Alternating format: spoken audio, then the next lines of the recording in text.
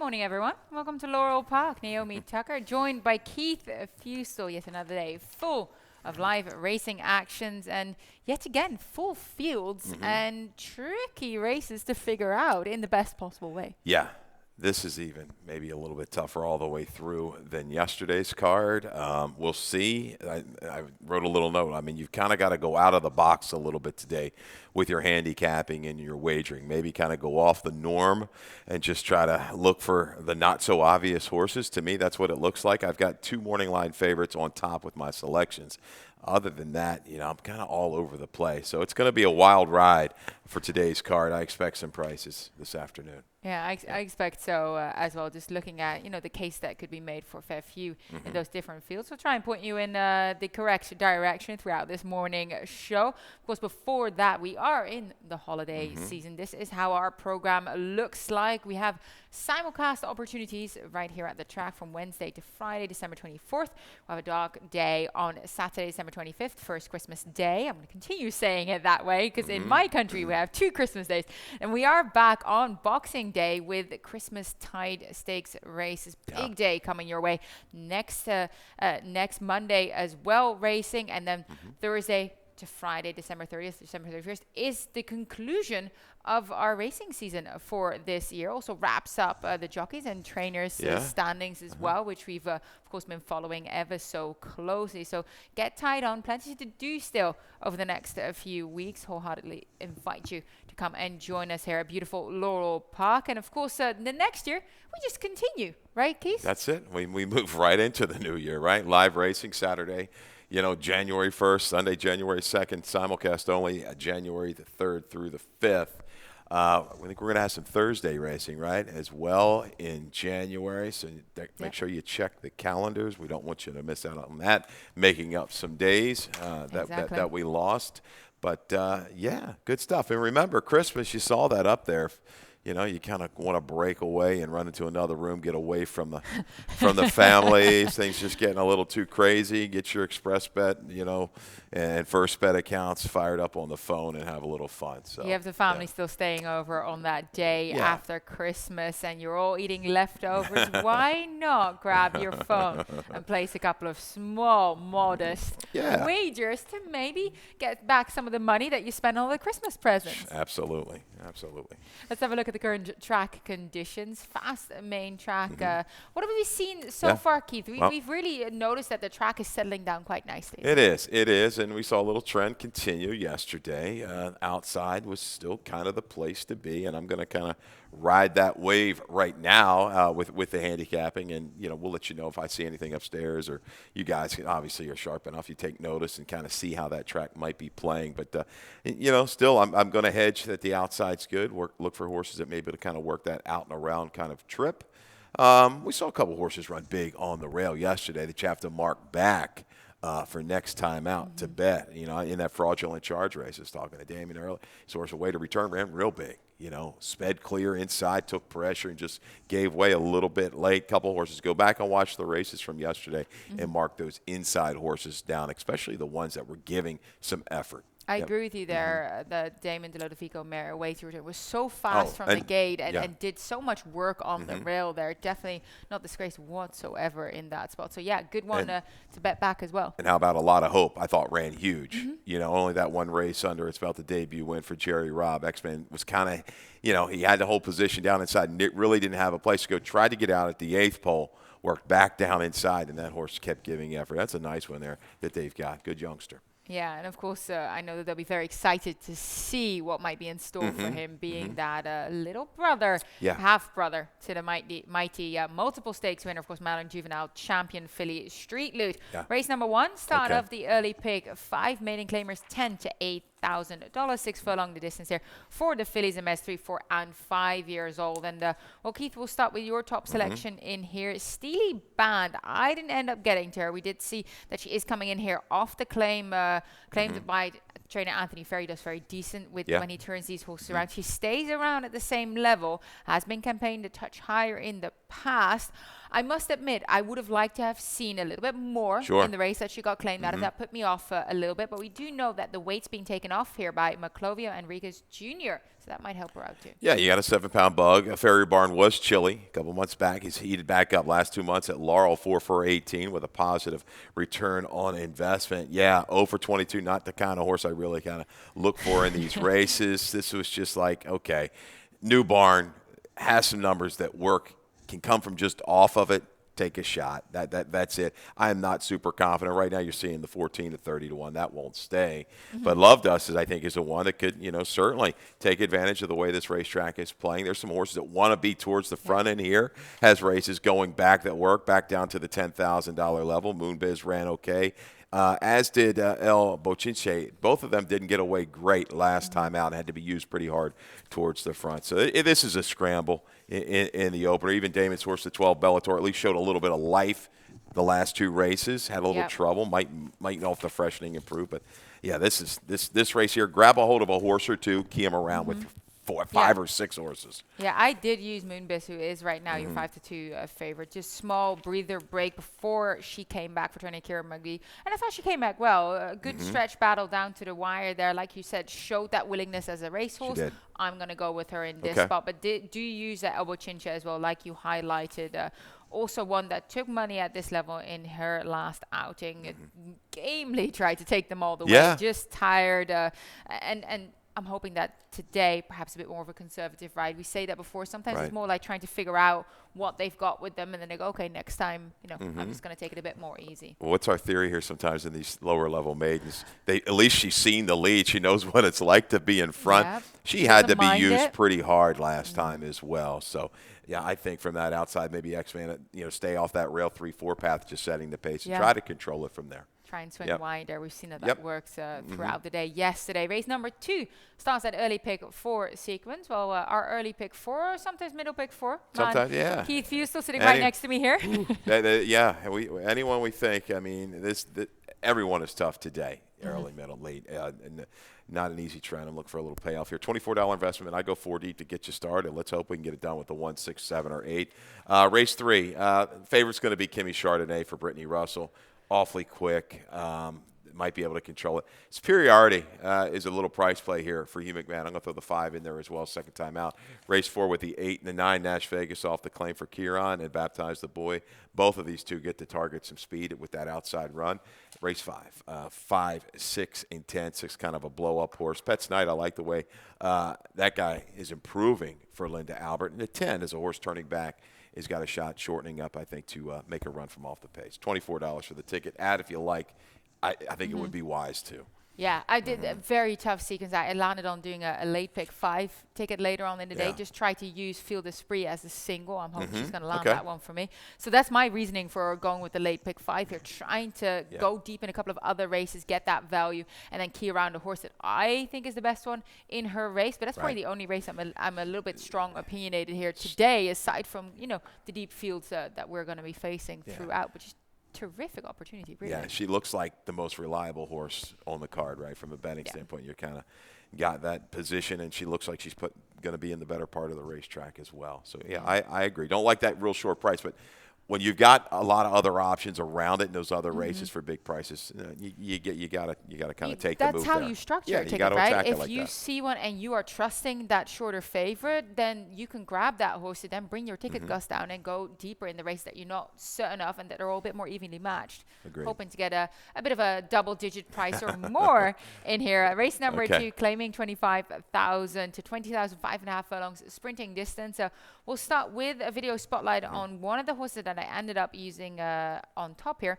We have Heaven Leap Trip and we have Stronger Than Dex. We see Stronger Than Dex just kind of breaking outwards ever so slightly. Of course, never always helped if you have a speed horse there. 1 break outside, and 2, they had plenty of horses on his inside that were also going forward. So tough spot for him there, but he did rush up to try and make a move. Exactly. That was the key. Broke slightly in the air and outward. You saw that was rushed up 4 or 5 wide outside of rivals. And he doesn't really give way terribly, through the final quarter of a mile.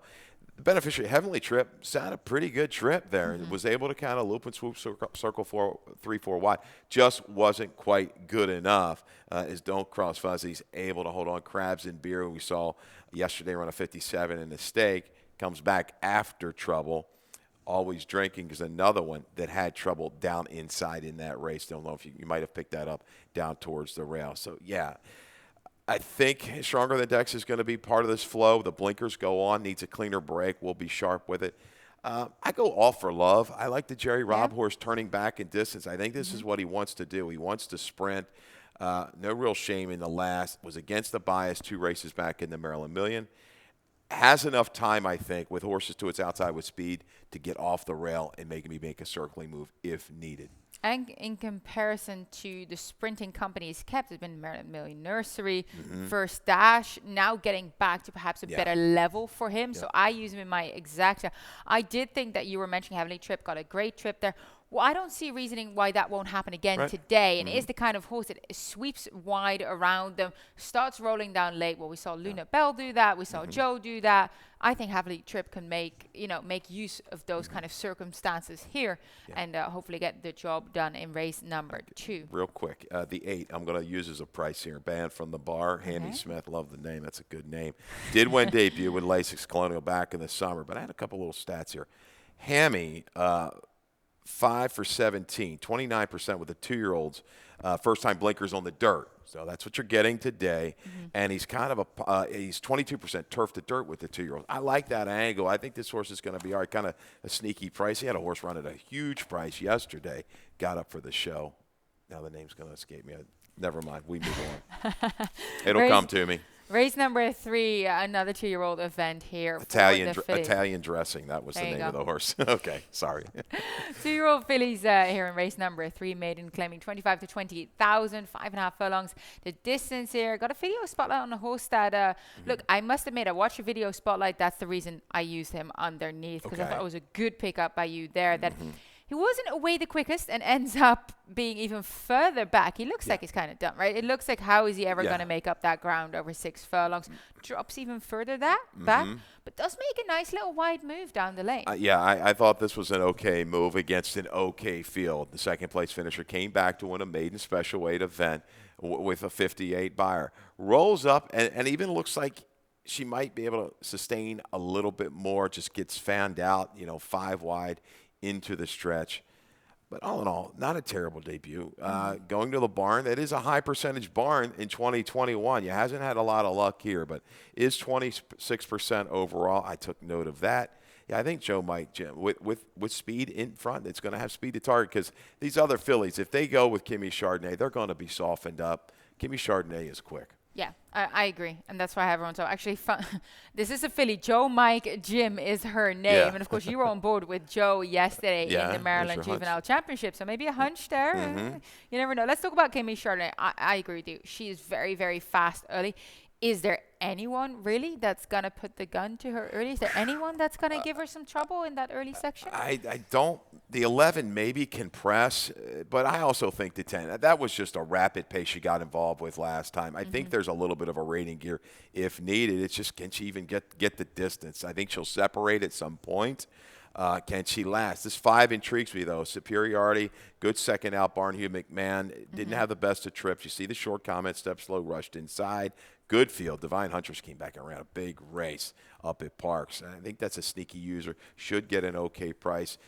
Better break. It's kind of really not persevered late. I think this horse is going to improve second out. I like that pickup. Yeah, superiority. I thought just looking at that race, didn't get away well. Then was rushed, used up using energy there. Maybe cleaner break. Blinkers go on here for a solid bond. Definitely could expect a little bit more from her in this one. And relatively speaking, drops back down as well from the maiden special weight to the maiden 25 level. So a lot of different angles to go with her here. Race number 4 is the start of the Rainbow Pick 6. We have a carryover for today's sequence. It has not been hit yet. $6,943 right there. Let's see how Callie plays it today. And she goes spready in these first couple of races, which we were already highlighting, you are hunting for a price there. 1, 8, and 9 in race number 4. And then in race number 5, 3 deep again with the 1, the 2, and the 5 here, 5.5 furlongs, that nickel claimer. And then in race 6, she goes even a bit deeper there. 2, 5, 7, and 8. Race number 7, 5, 6, and 8 there in that maiden 40. And this is when she starts sort of tightening down. She uses 2 horses here in the 3 other than in race number 8. The 1, Margie's Heaven, who's very, very fast early for you, McMahon. And then the number 7, Feed the Spirit, who's my single in the late pick 5. So hoping that she's going to get that done there. In race number 9, she singles on the number 6, Krug, for Jerry O'Dwyer in there, who did nearly get the job done when stretching out in his last outing. And also that was his first race on the main track. So yeah, I very much respect that horse as well myself. He's my top selection. Let's hope gets the job done here for Cali. $43.20. I think it's a very respectable structured ticket to get yourselves going. I feel like there's plenty of spread, and I wouldn't really add anything here. I like the way she did that, and hopefully we can get the job done here. Let's talk about race number 4, as we just highlighted that Rainbow Pick 6 carryover. We'll kick things off in here. 5.5 furlongs of distance, claiming $12,500 to $10,000. Both of you and I landed on the same horse. That is in number 8, Nash Vegas. First off the claim for Kieran McGee. Very respectable effort in his last race at that claiming 8,000 level, was claimed for that price as well. Steps it up here, but justified doing so. 1, 2 starts to go as well. Really has been on a roll. Pretty steady kind of a horse, and he keys up with some good horses. Even if you go further back, those races at Churchill, horses that have come out of there, Naomi, and done well. And you see this race kind of like me. Fix Me a Sandwich is quick, speedy. Bull Shark, we know, is quick. Yes. These two, they should kind of, get engaged. Blame it on Honey's got a little speed. Some speed does come out in the Cairo Kid, and we'll see, I think, on Sunday. But, again, got a great trip last time by Caramano. Sat down inside, worked outward. Unfortunately, was floated out late. Could just, but kept on grinding. I think this horse right back. Kieran, there's a little stat here for you. 7 for 23 dirt sprints, second off the claim, and up 50% in the tag. So that's good. That's a 30% hit rate for Kieran McGee. That's pretty strong. Yeah, and you use Baptized the Boy. I can see you using the speed that might develop with a horse like Baptized the Boy to possibly make a move into it. Absolutely. They kind of followed each other last time.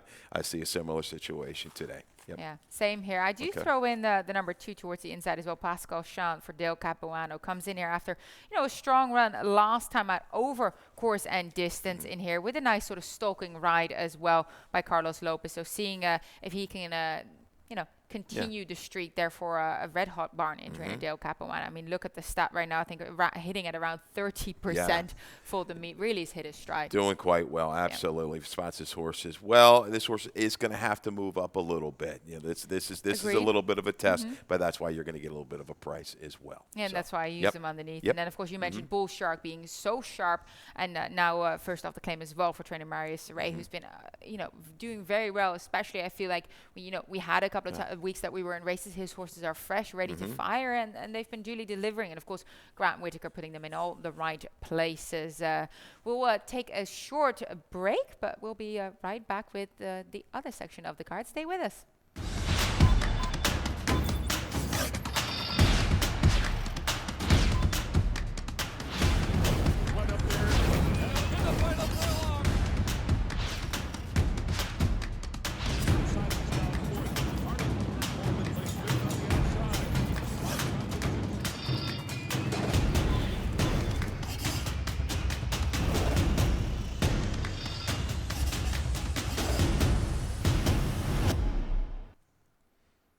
Welcome back to Laurel Park. Naomi Tucker, Keith Fusel, the morning team, right? Yeah, I feel like we're trying to guide you to some winners. Did so successfully yesterday. We'll get to that in just a second. Race number 5 starts a late pick 5. Not an easy race to start the sequences. No. Pretty wide open here. I go 3 deep using Pepe and Haywood, the number 1, the number 5 Pets Night, and then towards the outside, the number 10 Lifespan as well. I spread again in race number 6, another nickel claimer there, 5, 6, and 8. And then in race 7, that maiden 40, I'm going deep. I know everyone's kind of on board with Canoodle, the number 6 in there. It should be her race.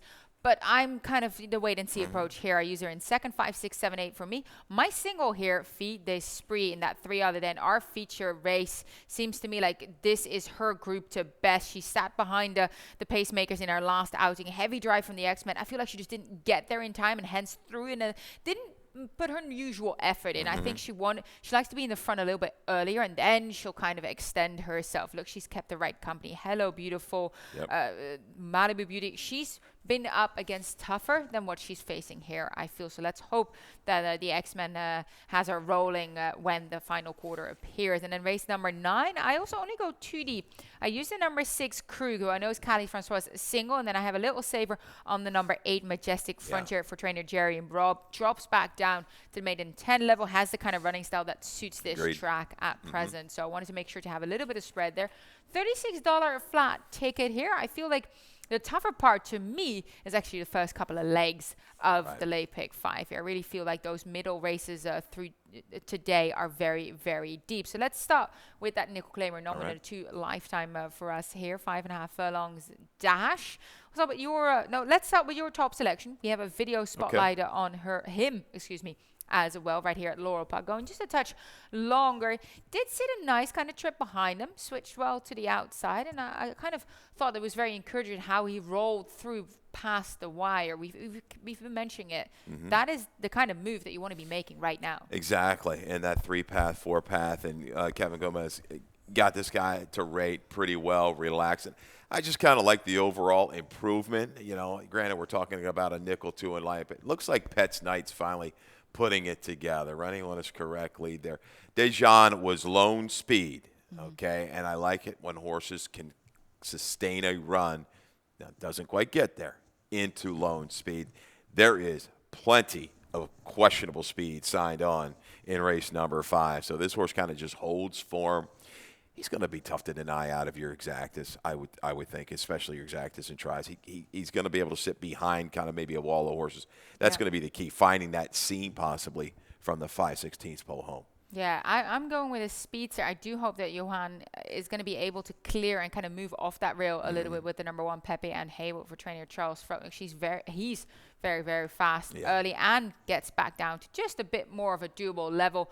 Ran well behind a next that winner, Big Tall Dog, stay in as well. That seemed a good form race to come out of. And Pepe and Haywood was doing all the hard work. There's no doubt. He dug in quite well. He had that race. It was a tough race. Is he going to be able to bring back that form? But he's had enough of a freshening to maybe just come down off of that race and come back again and run big. But he's going to get hounded a little bit. I don't know if he clears off with a couple of these horses. You know, a horse like Paid Holiday in from Charlestown running those 4.5. Baltimore Bud King Sean sometimes shows good speed. So, yeah, he's going to have to be on his game and bring back probably close to that race, I think, to win it.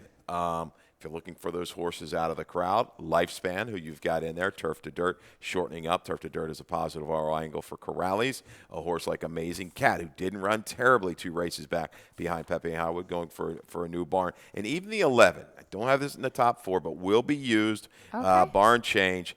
In my exacta boxes, when I key box, I'll probably key box around the 5, maybe the 6 at that price. But I will throw the 11 in, dropping in class to make a run from off. Yeah, dropping quite steeply actually from that 16 almost 2 Lifetime down to the nickel level in here, but is looking for that form reversal. Last 2 really ran off the screen, so is looking to get back to that maiden score, the maiden 16, where he ran a decent enough 43 buyer. So I took a bit of wait and see approach with him, but I wouldn't exclude him indeed from those underneath plays. Underneath plays, absolutely. That's how you get your value. And he's on the best part of the racetrack, well, so far. So we'll see if it plays out again we'll today. See how it continues to unfold today. Race number 6, a Nickel Claimer 3-year-old and up, mile 16. The distance, your top selection is a horse that I have a lot of love for.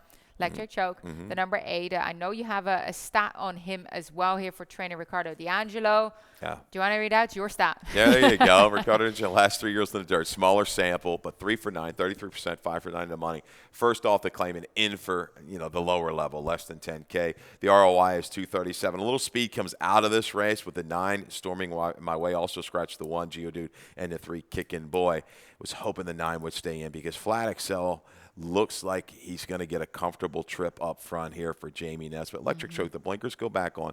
He was. He was ranked last time, checked early, electric choke. He likes the track. He likes the distance. He's kind of a steady, progressing kind of a runner. I think that wide run, steady wide run, might just get it done in here. He's that kind of grinder type. Yeah. It's quite a big, like a big sort of higher knee action stride on it. Just keeps on plodding, keeps on going.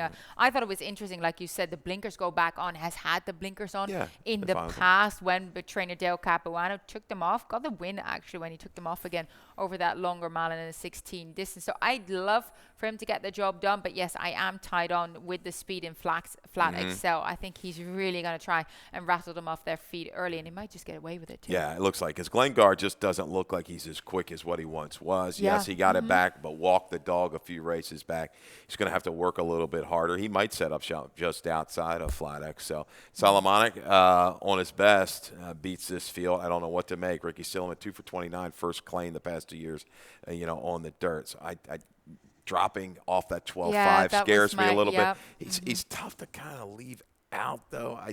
I don't know. This is a horse, you can kind of get away with that because that line was so bad last time. Take a look at him on the track, see what he looks like, and then that maybe influence you one way or the other. I was a little bit scared off by the fact that they were dropping him so steeply. Even though you look back, see what he's capable of running off, you think they would want to try to get him up there a little bit. So, a bit of a saver on him underneath for me as well. Race number 7, maiden claimers. It fillies and mares, 3, 4, and 5-year-olds, 6.5 furlongs of distance in for the tag. Some of them, that is 40 to 32,000. And Keith, we have similar horses here. You landed on the number 5, 12 o'clock rock, trainer Michael Trombetta. First time on the turf here. Did show a good bit of closing ability on her debut when sprinting over 5.5 furlong. I thought it was quite interesting here and kind of wanted to take a shot with her as well. Hence, I use her underneath, but you're even more confident that she's going to absolutely enjoy it. Of course, by Stream Sense, they can't run on anything. I think she'll be fine here. Canoodle obviously looks like the horse to catch, but 12 o'clock rock after Mr. Jefferson, a 1-second start. Turf to dirt angle, the dirt angle with Joe, right? That kind of trend, that's been a good trend with these maidens for Mike Trombetta. Mr. Jefferson came back around like a 74, I believe, in a stake in New York. So, Canoodle, it could be her race to lose, though, up front. Yeah, so the interesting part is that I actually thought I had 12 o'clock rock on top. I might have made a typo here because I had Canoodle underneath too, so excuse me for that, guys. Because I think she is the class in here, the horse to beat. I'm just not 100% trustworthy. That's why I'm also going 4 deep in this leg in my late pick 5. I think 12 o'clock rock is the interesting runner in this spot based on the fact that she showed a little bit of life. She showed numbers that could work transferring to the main track. Canoodle, we do have a video of her. I think that was 2 starts ago. Probably one of her better races. She was fourthly placed. You can see her there chasing a big price Silver's Girl. Ends up doing pretty well, I thought, even though she ends up being in between horses. That's the kind of spot that not always horses want to be in. So I kind of moved her up because of that. Well, you see who beat her too, right? Miss Chesapeake with a big run the other day, right? With a big win with that wide move. But Canoodle, she shows the ability to move into a fairly decent pace and keep going. Looking at this field of the horses that have run, I just don't see anybody there with that kind of speed. I'm going to need 12 o'clock rock to be a little bit sharper, than maybe what she showed on the turf to keep in range of Canoodle, because we know, a jock like Mrs. Boyce, right? When she's there, she can nurse a horse as good as anybody, saving to just have that enough to sneak away from you from the top of the stretch home. Yeah, and how about the number 7? Both of us just used her underneath. I can do it as well for Rob Gamber. Look, she ends up being completely outrun, swings very, very wide. Look, I'm just kind of putting a line through it here and saying we're going to give her another chance, better experience here today, hopefully a bit more ground saving. And it looks with her draw that she might just be in the better spot. True. And you take it, a barn that doesn't win a slew of races, but took that much play. 9-1 is a lot of play in a 10-horse field for Bob Gamber first or so. Maybe the clockers, the word was out a little bit. I don't know. Something was out as this horse took play. And definitely off of a sloppy seal track now to a fast track, more fair track. Could see some improvement, some significant improvement for the 7. I can do it. Absolutely. Race number 8 is our feature race of the day. 3 other than, of course, we're all keying around Feed the Spree. Let's look back at her last effort, which was at the same level. Wasn't the favorite there. Of course, she didn't have the best of times in the Maryland Million Distaff against very tough Hello Beautiful, Malibu Beauty. But here she kind of sat behind the pacemaker. You can see that the X-Men is really heavily asking her, saying, hey, let's go to the front. Let's get this going. Because we know that when the top of the stretch arrives, we kind of know that she likes to be in that front spot, right? She likes to actually already have herself within contention. She likes to eyeball other horses. Can't get to the number 2 in that spot, which is Don't Call Me Mary. Perhaps just doesn't put in the best effort in her like this is not bad, but knowing her, I think she can be stronger late than what I saw here. So I think at that point it was kind of like, okay, we're second, we come back for the next race, which is today. I've got no problem with the race. I thought the effort was big. She was hung out wide, 3-4 wide into a track that played a little speedy early, especially early and towards the inside. So all things being said, she's going to be ready to go third off the break. Jerry Robb with a filly or mare. We know his record, just phenomenal. He keeps these horses in form. And, she's got enough speed, I think, maybe to throw a little bit of a knockout punch at the quarter pole. That's what I know you're hoping to see, maybe even midterm. But you got some game horses. You know, Margie's Heaven, she runs big. She can force it. I think Mistress Motto got away with it a little easy last time. I like the ride, though. It was a smart ride, heady ride, and was able to get it done. So I'm looking for Fiat Esprit, maybe separate a little bit top stretch. Look for Bluefield or Coconut Cake to come running. Yeah, actually, really, I think Bluefield is very, very interesting in here. I have her in third for trainer Justin Nix. Of course, it was a big effort too, other than over the minimum distance at Timonium 2 starts ago. But I think she's pretty talented. She's gone further and posted similar kind of numbers. I'm hoping that Mischief's model, yes, you're right, kind of a cute ride there by JD Acosta, slowed them right down, had some company, but wasn't deterred, and then kind of was able to hold on there late. But I'm hoping that she can kind of do something similar here to make the kind of move into it and grab a second in this spot. And then final race on the card, another maiden event here, maiden 10,000 to 8,000 claimers, mile and 16. The distance, so we know Callie has a single in here on the 6, Krug. She's going to be very speedy for trainer Jerry O'Dwyer. This is going to be second start with the O'Dwyer barn. Look, that was a big improvement after the barn change here. So can he continue, gelding? Yeah, well, this guy, a big drop, synthetic, down to dirt last time out, was game, battle back to just miss. Well, have some company. I think the one, I'm Not Slow and No Money Down could kind of be forcing that issue. I thought the 8 ran a sneaky good race last time. Didn't come off great, made a couple little moves within that race and churned on willingly.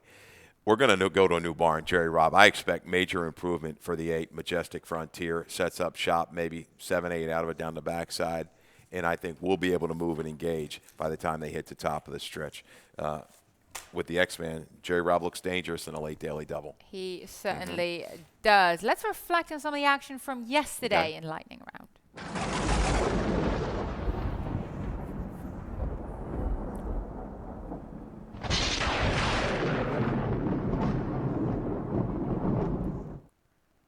And look at Luna Bell. They're ranging up. Now, of course, we did see Jester called No Joy. That's the number 3 there. Sensational looking individual in the paddock there. But Luna Bell eyeballed her and said, no, I am here. And it looked like Jester called No Joy kind of packed it in here, right? She did. Yeah. That's great. I mean, that's what even Bill was saying upstairs. She broke a little funky again, had to be used early. Take nothing away from Luna Bell. She ran quicker than the boys. Right? She went 25 in 1. Boys went 25 in 3. 78 buyer for Luna Bell, and she was running through the wire. You love seeing that. Great job, Amy Smith and the whole team. Luna Bell. That was a theme. We had a horse out of Luna yesterday that ran big at a price. Clayton Beck's horse. Picked up my daughter yesterday from the airport with her cat, Luna. So there are three Lunas. There you go. Yeah, where was the tip on this little hunch plate? Look, I love Luna Bell. I always thought she was pretty decent. Just had some trouble in her other couple of races, but it all set up perfectly for her today to get out in the clear and keep on firing down to the wire. But how about the Michael Trombetta trained Joe in the Maryland Juvenile Championship? You keyed him up for all of us in the morning. But look how wide he is going. Really has to grind it out. Now I spoke with Victor Carrasco right after he was on board. He's been He's been working this horse every single week when he was up at Delaware as well. You can see he was working at Delaware before that. He's been putting a lot of work in on this horse and duly delivered. He's 2 from 2 on the main track. Yeah, we talked about the show yesterday. The reason I liked it, they hammered this horse at the windows last time out. Did not have that edge at all looking at a paper, anyhow. So this horse must be really pretty good. And he was 6 wide down the backside. Good, best part of the track, but still a tough trip. Yeah. Circled again at 6 wide into the stretch. And just kept on going. He had that strong final quarter, actually a middle move, and kept on going at the mile distance. That's why I thought with all that speed signed on, it would set up beautifully for him. He did not disappoint. I guarantee a lot of hope. Ran big down inside. Yes. 74 buyer for Joe. Yeah, for the half-brother to Street Lou as well, a lot of hope, doing incredibly well. But Joe was certainly the story here, and I stole that one from Dave Joseph, our communications specialist here. Not your average Joe. I thought it was a pretty good headline here. I think definitely Mike Trombetta did all things right here with this 2-year-old. Of course, so we were talking about that we had stakes action yesterday. There is stakes action again next week on Sunday. Christmas Tide Stakes Day, 6 stakes, 650 grand. Up for grabs. We have hot chocolate bar. The hot chocolate bar. Now that sounds good to me. Hot cider cocktails. Come and make your way over and celebrate the day after Christmas with us in style. And if you are looking ahead at something stylish and quite the one-off experience, why don't you get your Pegasus World Cup tickets? We'll be down at our sister track in Florida, Gulfstream Park, Saturday, January 29th. We've been keying this up. Knicks go. Life is good. British Cup Dirt Mile, British Cup Classic winner. This is going to be a phenomenal renewal. You said wheel. Does that mean you and I'll get a chance maybe to finally see Gulfstream? I doubt it. I'll probably never get the Gulfstream. Oh, it's a nah. beautiful track. Yeah, I see it on TV. It looks good. Anyhow, but yeah, look, if you can get a chance, get away, get to the warm weather, do so. Enjoy it. Great racing, and Knicks go. Let's hope he can kind of get it done. Yeah, terrific racing, fun experience. Get down to Gulfstream Park at the end of January. That concludes the morning show for us. I'll be back this afternoon with Calais Francois. So Keith, thank you so much. Oh, and you of course, got it. Yep. Dave Rodman will be up next with Scratches and Changes. And we won't see you till when? Till the week after Christmas. Yep, going home for Christmas. Happy holidays. Merry Christmas, everybody. And yeah, you have a safe trip over to the homeland, right? Thank Good you. stuff. Yep. Good luck.